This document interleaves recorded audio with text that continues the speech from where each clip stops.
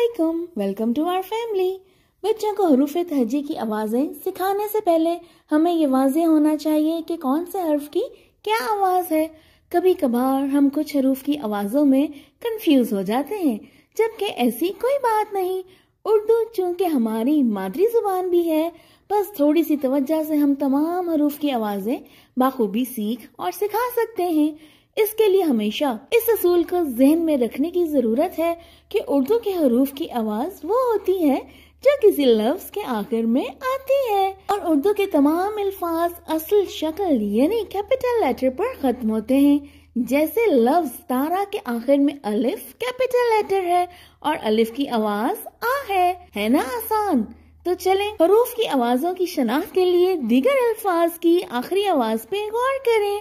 बाब, आप, बात, चाट, बाइस, आज, सच, फतह, शाख, फर्द, लाड, नफाज, गार, पहाड़, रोज। ये किसी लफ्ज के आखिर में नहीं आता, इसकी इब्तदाई आवाज ही इसकी असल आवाज है।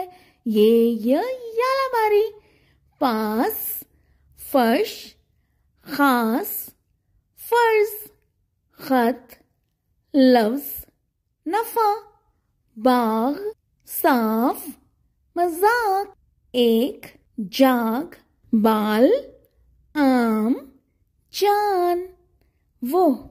हमने यहाँ कुछ आसान अल्फाज का जायजा लिया। आप कोई भी लफ्ज ज़हन में रख सकते हैं। वाओ, छोटी ये, बड़ी ये, जो कि मुसव्वता हैं, इनकी इब्तदाई आवाज़ है इनकी असल आवाज़ होती है, जबकि बतौर मुसव्वता ये अपनी आवाज़ तब्दील कर लेते हैं, जिसका जिक्र हम पहले मुसव्वतों की वीडियो में कर चुके हैं। इसका लिंक आपको डिस्क्रिप्शन बॉक्स में मिल जाएगा।